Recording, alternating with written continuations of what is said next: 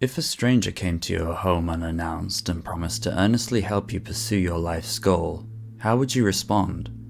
Would you unconditionally welcome them with open arms and invite them in like an old friend? Or would you hesitate and question their motives? Would you be suspicious, or be grateful for their generosity? Would you seek to find the good inside someone, or fear what thoughts could be hidden behind their eyes? This is the true, solved story of Akira Nishiguchi.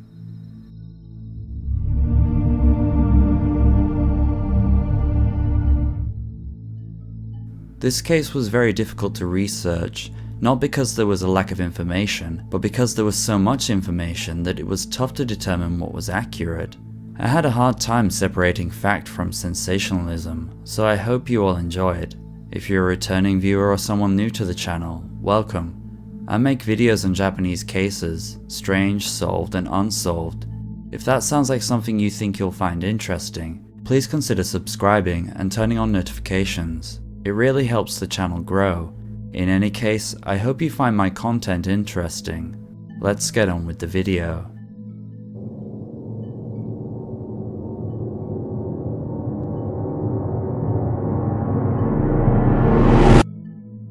Akira Nishiguchi was born in the city of Osaka, Japan on the 14th of December 1925 to devout Catholic parents. Christianity is very rare in Japan, but Akira's parents were originally from the Goto Islands in Nagasaki, an archipelago famous for its history of clandestine Christian groups.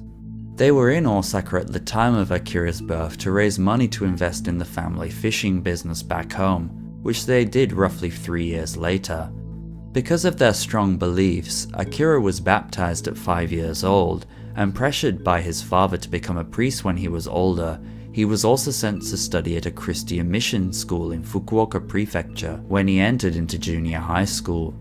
This school, run by devoted Catholic missionaries, had very strict rules and regulations, and the teachers treated the children rather harshly.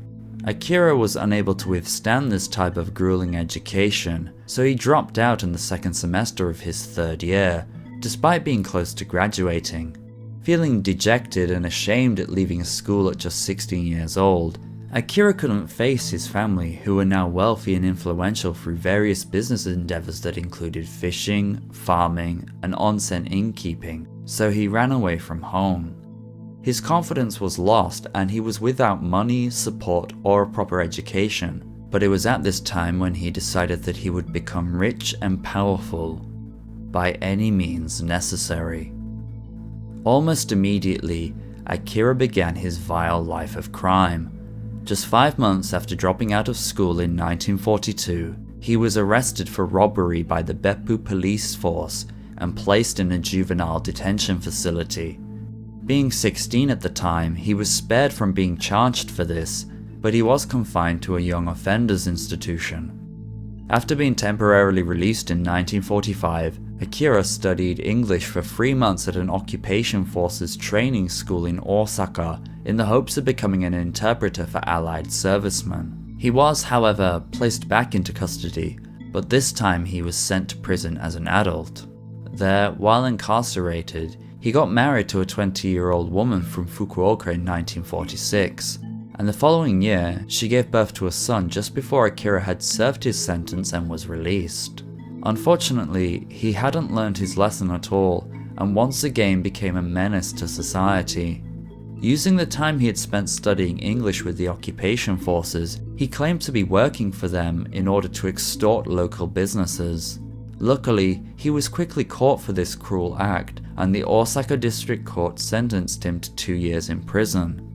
Upon his release in 1950, he opened up a bar in Beppu with an American soldier stationed in the country.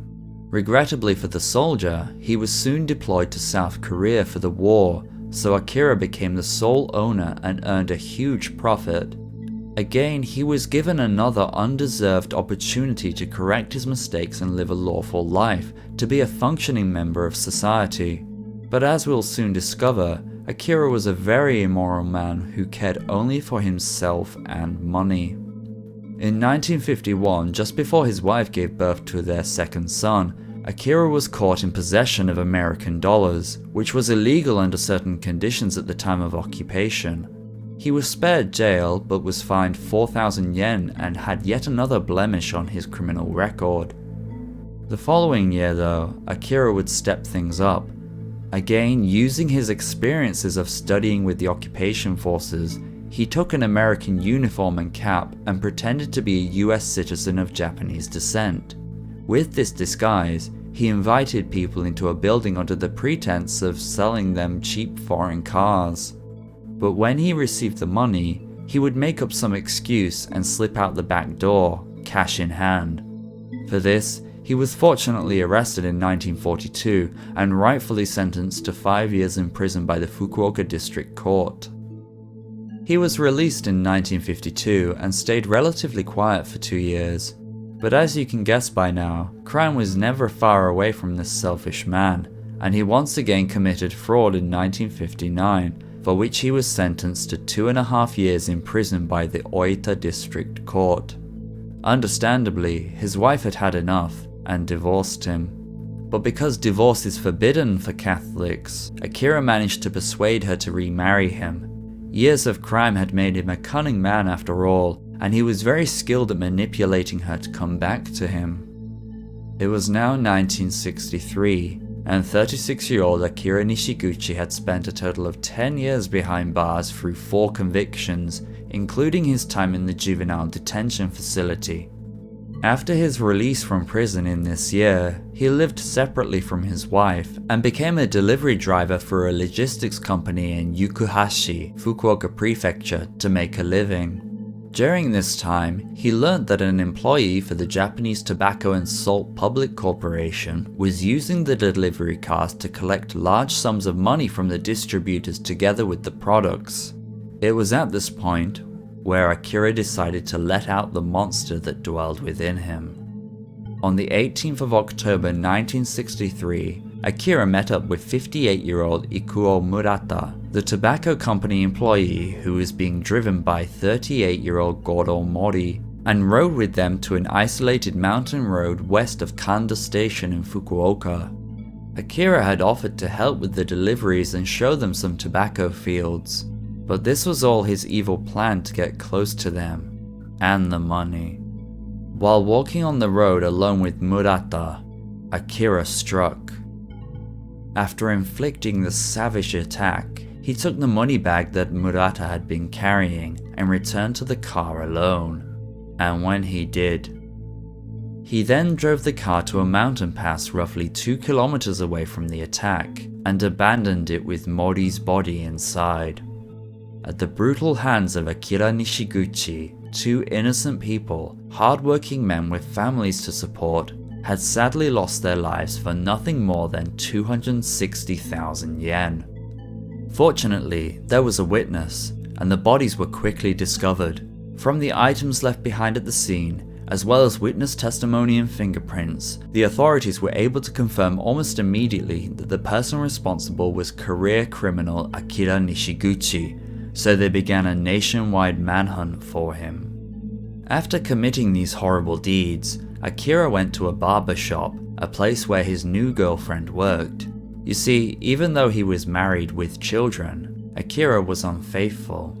One of the reasons for his horrendous crime against those 2 men was just to woo her with a bit of money. The 2 then went to lodge at an inn in Shin-Yanagi that night to celebrate Akira's newly acquired funds. They stayed the night, and Akira slept soundly, thinking he had gotten away with the terrible things he had done. He woke up early the following morning, turned on the radio, and picked up the local newspaper to get up to speed with the latest events all around the country. He was in for a shock. His face, name, and the details of the crime were all over it, front cover and all. In less than 24 hours, he had become Japan's most wanted man, and like him, the country was waking up to read all about his unforgivable actions. Regrettably, the radio broadcast relayed some false information. Police believe Akira Nishiguchi has fled to Kansai. He got lucky. He was not in Kansai, and he had no plans to flee there. To further hide himself, Akira decided to stay in Kyushu for now and flee to Karatsu, a small city deep in Japan's countryside. While there, he gambled some of the money he stole on boat races, and in 2 days won 210,000 yen, giving him even more money to flee from authorities. But Akira knew he couldn't run forever. He had been in and out of prison too many times to know that he had to do something to throw the authorities off his scent. So he came up with a plan and wrote the Yukuhashi police force a letter. I wish to inform you that the authorities are correct, and I am indeed the criminal responsible for the murders of the Japanese Tobacco and Salt Public Corporation delivery men. After committing the crime, I intended to flee with my mistress, but the regret I feel for my actions has made me decide to end things myself. I will never be caught by the police. I am very sorry. Akira Nishiguchi, Tokyo. This was just the first stage of his plan to disappear, however. On the 25th of October, the Fukuoka police force got a call from the authorities in Kagawa.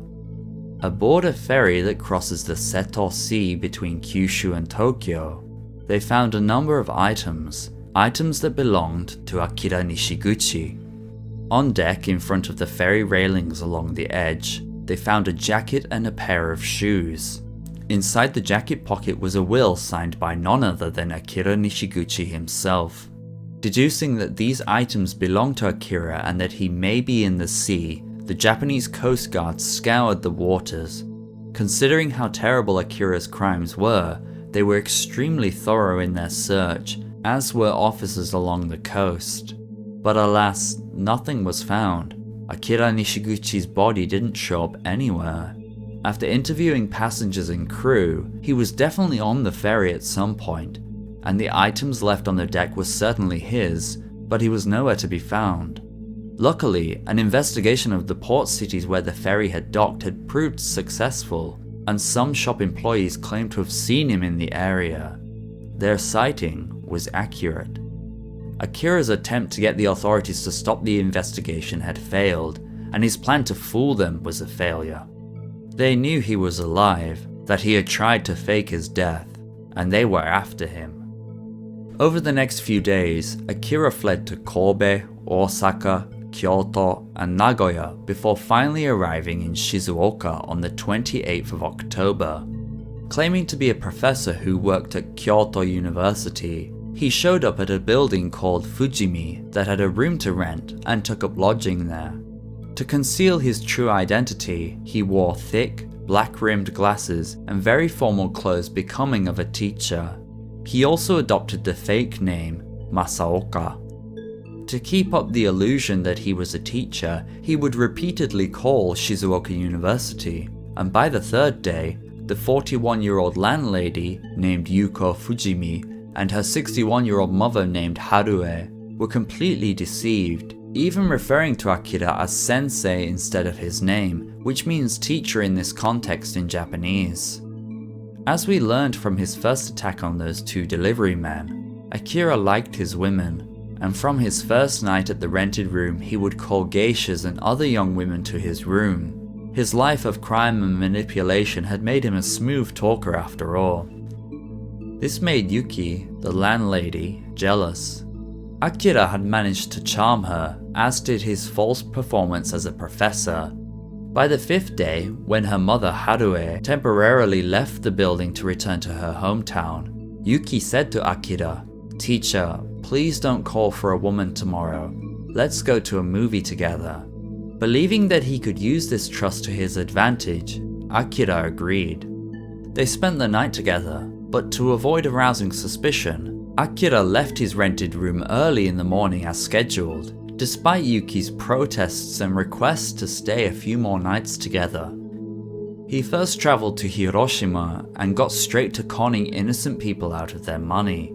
You see, Akira was going through around 10,000 yen a day while traveling to avoid detection, and as a heartless criminal, he turned to fraud to recoup those losses in order to stay out of the authorities' crosshairs. Pretending to be a wealthy investor, he went to an orphanage under the pretense of donating 5 televisions to the facility to help the children there. He called an electronics store and sorted it out, but instead he stole the TVs for himself without paying. While leaving the orphanage with the bill, he pawned the TV sets for 80,000 yen. I know he had previously committed one of the worst crimes imaginable, but there is something truly evil about stealing from an orphanage of all places. On the 14th of November, Akira actually returned to the rented room at Fujimi to lay low again, much to the pleasure of the landlady Yuki. Instead of staying in his usual room, however, Yuki prepared a bed for him in her own room. She also had a new kimono tailor-made to appear more attractive to Akira. But as we know, Akira was a selfish monster who only ever thought of himself. After staying there for 4 nights, he struck again with a rope. Yuki and her mother Harue, who was so kind to Akira, who cared for him, tragically lost their lives that day at his hands. He cleared the building of all cash and valuables, including expensive jewelry, and pawned it all for 48,000 yen. The following day, by pretending to be a proxy for the Fujimi, he sold their telephone line for an extra 100,000 yen before fleeing. He literally robbed his victims of every expensive thing they had, right down to the building's phone line. On the 22nd of November, after discovering the 2 bodies, the authorities determined through fingerprints and other evidence that Akira Nishiguchi was to blame, and once again elevated the search for him. He was the most wanted man in Japan, and forces all over the country were put on high alert in order to capture him. Special officers were assigned exclusively to the case, and they even travelled to Beppu to get Akira's family to write in newspapers, persuading him to give himself up right away. Akira managed to lay low for a couple of weeks before showing up in Chiba on the 3rd of December. Not put off by the attention his recent savage crime received, he got right back to scamming people. Pretending to be an accountant for the Chiba District Court, he swindled a 61-year-old mother out of 6,000 yen, who believed she was paying a fine for her son's traffic violation. He also pretended to be a lawyer and took 50,000 yen from another 50-year-old mother who believed she was paying her son's bail money. 2 days later, Akira went to Fukushima and stole a lawyer's badge from his office to help him impersonate a lawyer himself, and then travelled to Hokkaido. While there, he entered a store and swindled the owner out of 15,000 yen by showing the badge and threatening them with a crime they did not commit.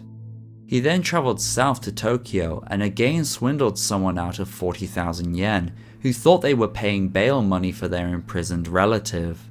After hearing about these fraud incidents dotted around the country, the authorities stepped up their efforts to warn the public of Akira. So they printed 500,000 wanted posters all over the country with 3 pictures of Akira with and without glasses, as well as other information about his appearance. All they needed was for someone to see the poster at the right time. After fleeing a hotel without paying in Tojiki, he travelled once again to Tokyo. While on the train during his journey, something caught his eye in the morning newspaper. He saw a familiar face. Tairyu Furukawa. 43-year-old Tairyu Furukawa was a Buddhist priest who had dedicated his life to saving a prisoner on death row who was falsely charged with a crime. If you are familiar with the Japanese legal system, you will know that it has a long history of false convictions due to physical and mental torture methods, especially in the early and mid-20th century. Tairyu Furukawa would fight tooth and nail to clear innocent people of their charges, as well as protest against capital punishment in general due to his religious beliefs. Akira knew this man because, while he was imprisoned in Fukuoka for his previous fraud crimes 10 years prior, he actually met the Buddhist priest. Tairyu also worked as the prison chaplain to help prisoners steer away from future crimes upon release. While giving a lecture to a prisoner one day to help them repent for their actions, Akira served tea to Tairyu.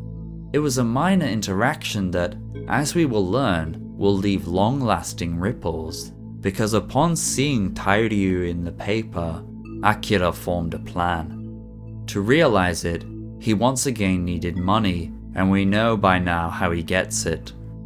While impersonating a lawyer upon his arrival in the capital city, he encountered 81-year-old Umematsu Kamiyoshi, a veteran lawyer of the Tokyo Bar Association who had helped a lot of people over his long career. Despite his advanced age, he worked long hours every day to support his clients. Noticing how wealthy he was, Akira approached him and pretended to be interested in hiring Umematsu for a civil case. Akira was a smooth talker, so he was even able to fool a seasoned lawyer while hiding his true intentions. The lawyer invited Akira back to his apartment in Toshima Ward so they could discuss the case. And when the elderly man's back was turned, Akira took off his necktie to once again unleash his true, monstrous self. After committing this cruel, merciless act, and claiming the life of his fifth victim, he shamelessly ransacked the lawyer's apartment, stealing 140,000 yen in cash, as well as valuables and the lawyer's badge. He also hid the man's body within the closet, where it wasn't discovered until 4 days later. After this, he fled Tokyo and began his journey south once again. He made his way to the city of Kumamoto. There, on the 2nd of January 1964, he showed up at Ryuganji Temple, where the chief priest was none other than the aforementioned Tairyu Furukawa. At the temple, Tairyu was working hard, using his own money to campaign to save the life of a man on death row for a crime he didn't commit in Fukuoka. Akira said to Tairyu, "I am a lawyer called Kawamura. I have been deeply moved by your activities, and I want to support you." Akira had studied hard about the case Tairyu had been fighting to help the suspect on, so he was very persuasive and convincing. Tairyu couldn't believe his luck. Being a priest, there was very little he could do to help an innocent suspect out. He had even travelled around begging for money, a practice known as takuhatsu. But now, with an established lawyer all the way from Tokyo offering his aid, he was overcome with happiness. He believed that Akira could truly help him fulfill his life goal and save an innocent man from an unjust legal system. And so, trusting him wholeheartedly, Tairyu unsuspectingly invited Akira to stay in his home. Once Akira arrived, he engaged in friendly chat and pleasantries with Tairyu and his wife. Akira then introduced himself as lawyer Kawamura to their 10-year-old daughter, Ruriko. But when he did, her face went pale, and she ran out of the home immediately without saying anything. You see, Ruriko knew exactly who this man was. She saw through his disguise, his fake persona, and saw Akira for who he really was. She ran fast from the house to the town bulletin board that she passed every day on her way to and from school. There, she looked at a wanted poster she knew very well, Akira's wanted poster. Whenever she walked past it, her eyes were drawn to it since one of her classmates had a very similar name, save for one character. So naturally, she knew the face very well, and as soon as she saw the so-called lawyer at her home, she knew it was the same person. She ran back home and confronted her mother about the man. Her mother was dismissive of her daughter's claims, believing that Ruriko was just letting her childhood imagination run wild. After all, this man has a nice suit and a lawyer's badge, and who in their right mind would believe that Japan's most wanted man simply walked through their front door? But despite her young age, Ruriko was very intelligent, and she made sure to memorize all the details about him from the poster. Akira had 2 moles, one on the right side of his forehead and the other on his cheek. While serving food to him later in the day, she made sure to glance at his face, and sure enough, this lawyer had moles in the exact same places. He was also 165 centimeters tall, which Ruriko was able to confirm because 165 centimeters had been written in the doorway post of the home to measure the family's heights. When the man walked past this post, he was the exact same height. Eventually, she confronted her father about their guest. When he heard how his daughter spoke, Tairyu was furious, telling her that it is rude to say such things about their guest.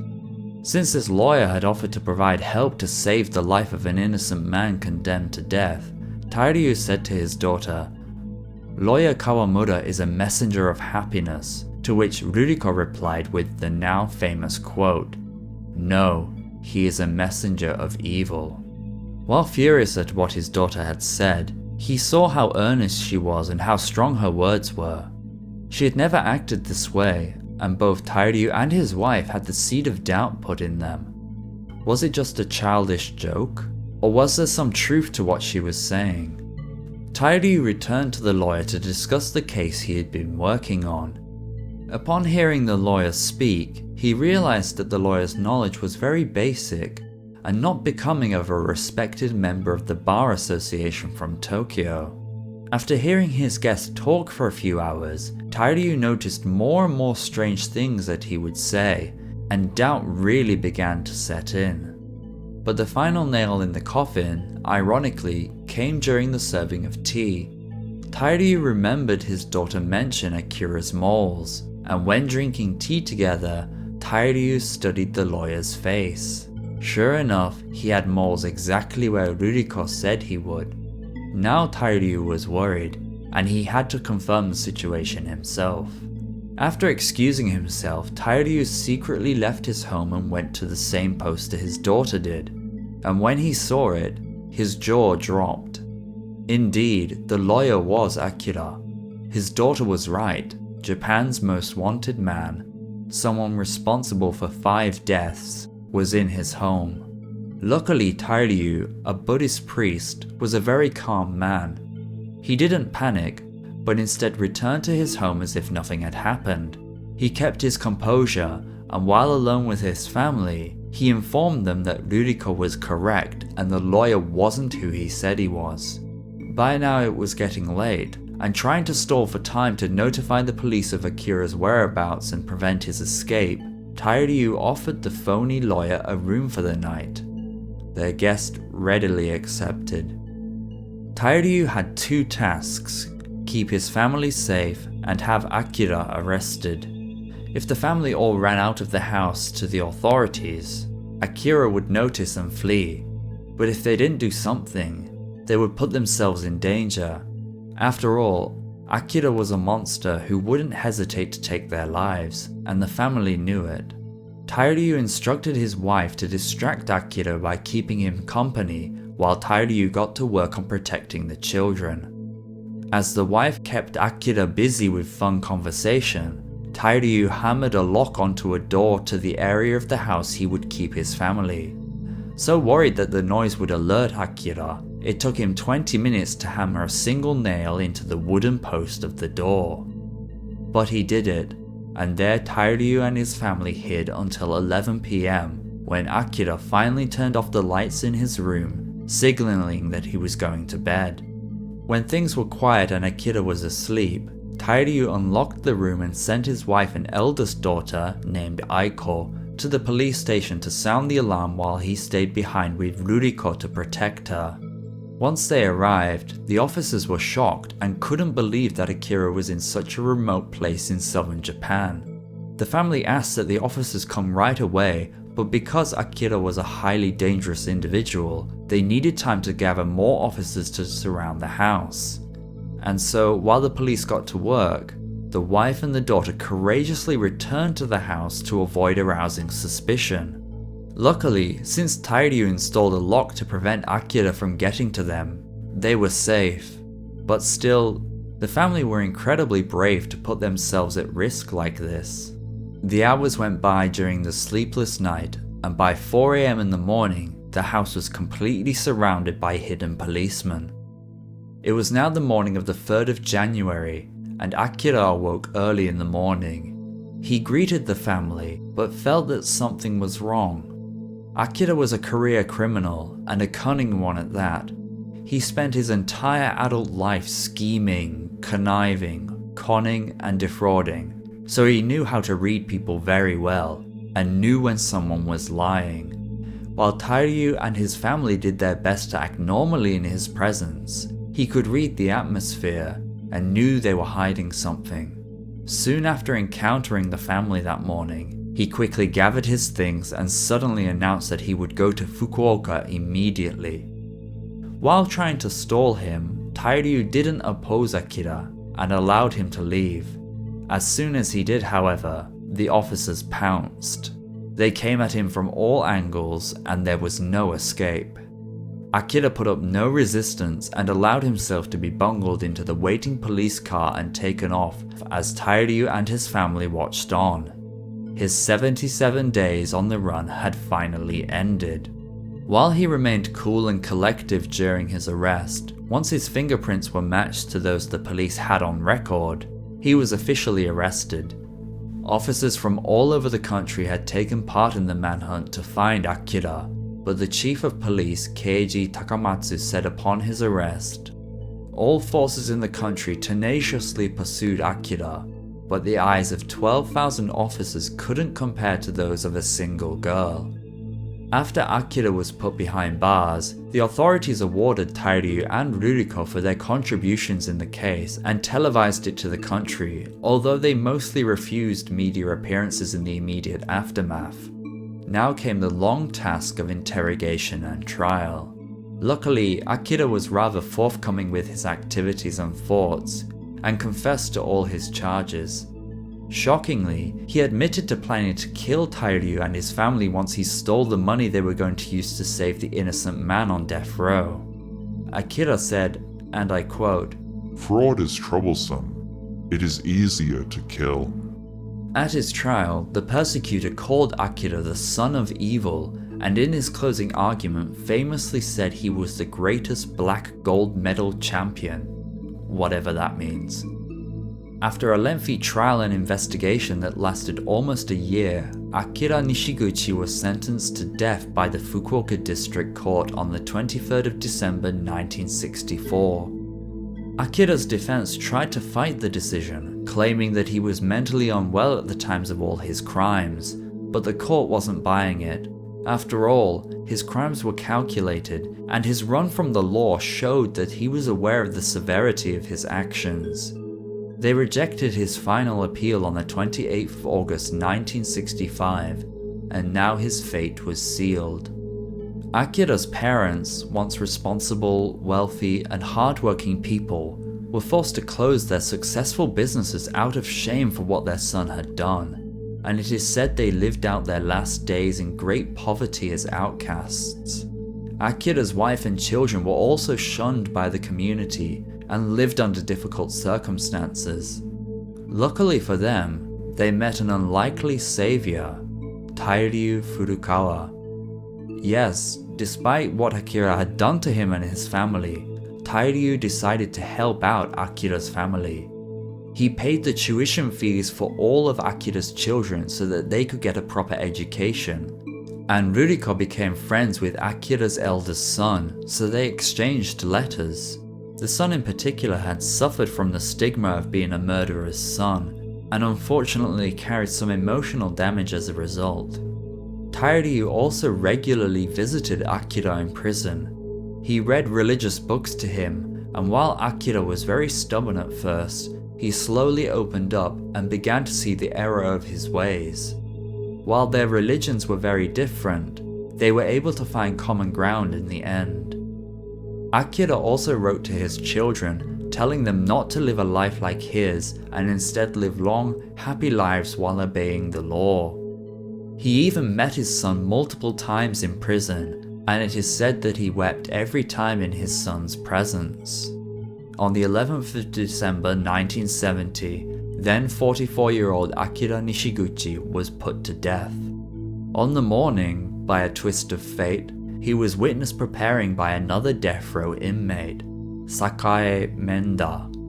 This is the very man that Tairyu was campaigning to get released from prison for a crime he didn't commit. It's a story for another video, but luckily Sakae was eventually released, and said this about Akira on his execution day. He prepared his own clothes and appeared resolute and brave. In my 34 years in prison, I've seen many death row inmates walk to their execution, but I have never seen any like him. As Akira walked to the place he would never return from, he said to the person in the next cell, "If Tairyu Furukawa comes, please tell him to recite the Buddhist prayers." Moments before his end, he muttered his final words. "Please cast my ashes in Beppu Bay. Amen." And with that, Akira's reign of terror was over. He caused a lot of suffering and pain in his life, and while he deserved the punishment he got, I am glad to see that there was some sort of reflection on his actions towards the end of his life. His crimes were so brutal and widespread in the country that it changed the Japanese police force forever. The National Police Agency was broadened, and they established a nationwide force that would be used especially for important criminals that required the cooperation of multiple prefectural forces. Akira Nishiguchi also had a social impact. Considering how widespread his activities were, the whole country lived in fear of when he would strike next. He's considered to be one of Japan's worst post-war murderers, and many books, movies, and documentaries have been made about him, which mix fact and fiction together. I haven't seen any of them, but maybe you can find subtitled versions if you're interested in a more entertaining version of the story. Before I conclude the video, I will lead off with a wise quote. Upon Akira's passing, Ruriko had this to say: "Everyone is a victim. The murdered people are victims, and so are those left behind." Thank you for watching my 30-second YouTube video. If you liked it, feel free to give it a thumbs up and subscribe if you wish to see more videos like this about Japan. Akira was a truly terrible man who only thought of himself and his own well-being.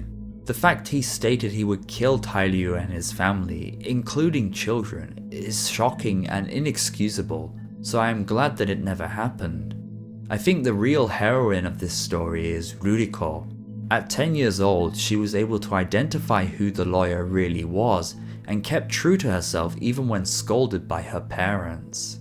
As you can probably tell from how she spoke in her quotes, she was a highly intelligent person and deserves all the praise she got for saving the family from a monster. I think the lesson here is, even if a kid says something that sounds ludicrous, maybe it's not as far-fetched as you may think. I know this was a really long video, but let me know what you think in the comments below. I really appreciate your support. Anyway, that's enough from me. Until next time, goodbye.